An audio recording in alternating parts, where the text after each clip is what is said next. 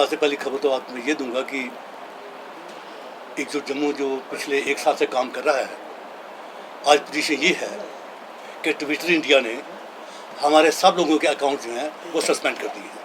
तो हम ये मानते हैं कि जो हम कह रहे थे, जो हम कह रहे हैं वो हम ठीक कह रहे थे और कोई भी जो है वो सच्चाई सुनने के हक में नहीं है।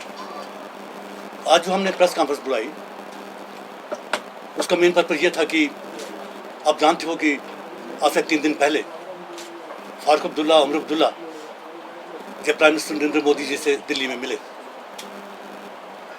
जब मीटिंग खत्म हो गई उसके बाद उमर अब्दुल्ला बाहर आए, प्रेस से बातचीत की और उन्होंने ये कहा कि जो हमारी मीटिंग जो थी प्राइम मिनिस्टर साहब बड़ी अच्छी हुई। जब मीडिया वालों ने उन्होंने क्वेश्चन किया कि क्या कोई 35 या 370 के बारे में बातचीत हुई, तो उमर अब्दुल्ला उन्होंने ये कहा इसके बारे में हमारी कोई बातचीत नहीं है। उनसे 2 ही बातें कहीं, एक तो ये कि हमने प्राइम मिनिस्टर साहब को ये कहा कि आप इलेक्शन जो हैं वो दिसंबर के पहले करवाइए, दूसरा जो हमें स्पेशल स्टेटस मिला है आप उसके साथ छेड़छाड़ मत करिए। कल ही एक प्रेस कॉन्फ्रेंस शाम को होती है श्रीनगर में और उमर अब्दुल्ला ये बोलते हैं कि हमें प्राइम मिनिस्टर साहब ने ये कहा, एश्योरेंस दी कि हम 35A को नहीं तोड़ेंगे, हम 370 को नहीं तोड़ेंगे। ये 2 दिन के बाद का उनका बयान है, ये कल कहा उन्होंने।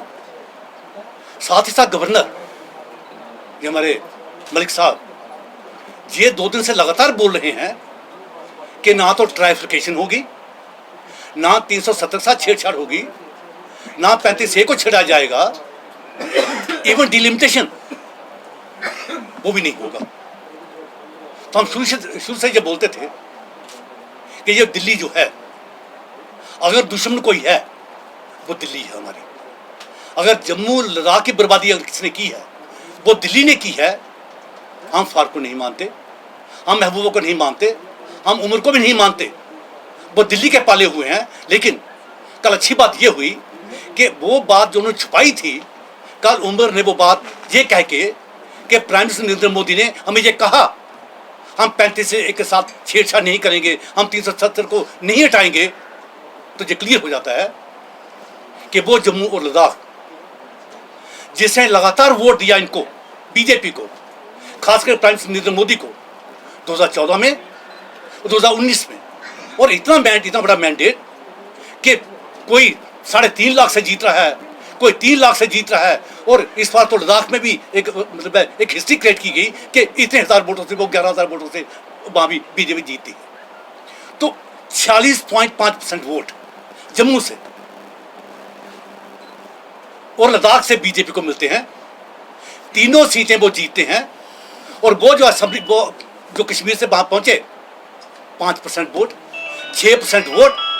लेकिन क्लियर हो गया ये कि जम्मू की नहीं चलती, लद्दाख की नहीं चलती, चलती उनकी है जो भारत को गाली देते हैं, जो पाकिस्तान की बात करते हैं, जो ऑटोनॉमी की बात करते हैं, जो सेल्फ रूल की बात करते हैं, जो जिहाद की बात करते हैं, उन्हीं की ही सुनी जाती है।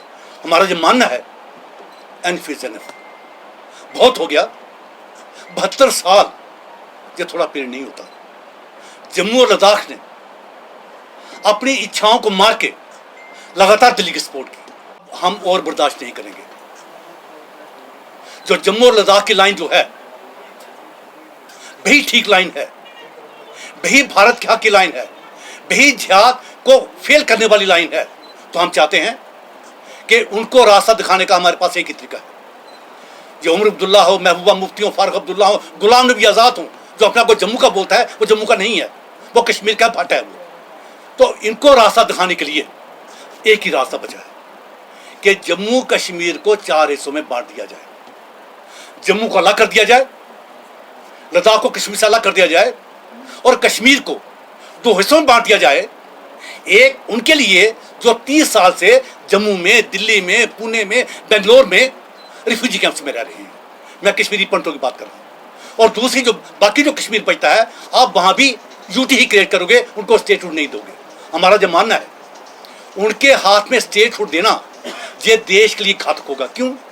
क्योंकि अगर वो कश्मीर स्टेट बनती है लॉ डिपार्टमेंट के पास होगा, रेवेन्यू डिपार्टमेंट उनके पास होगा, होम डिपार्टमेंट भी उनके पास होगा, आप कभी बचा नहीं पाओगे। तो हमारा मानना है जैसे चंडीगढ़ यूटी है वैसे कश्मीरी यूटी जो है वो क्रिएट की जाए ताकि उसे दिल्ली मैनेज करे कश्मीर को।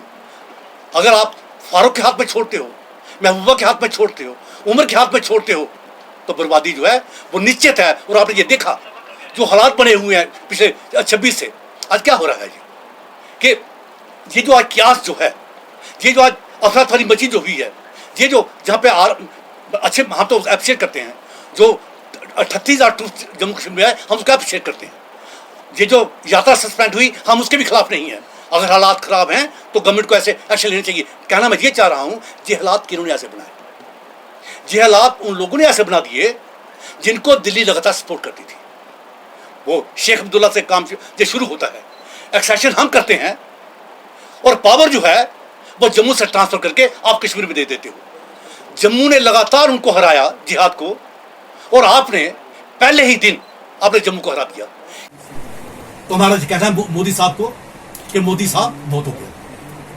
हमने आप पर विश्वास किया, हमने 2014 में किया, हमने 2019 में किया, हम आज भी आपके खिलाफ नहीं है, हम आज भी आपके खिलाफ नहीं है। हम ये चाहते थे आप अच्छा काम करिए, 35A को हटाइए, 370 को आप हटाइए, जम्मू कश्मीर जो है इसको 4 हिस्सों बांटिए, और ये जो लगाबाद जो है, ये जो जिहाद जो है इसको लिमिट करो टू 10 माल। तो हम उनसे बोलते हैं आप इस बात को अप्रिशिएट करिए, नेशन के सेंटीमेंट को जो है आप अप्रिशिएट करिए।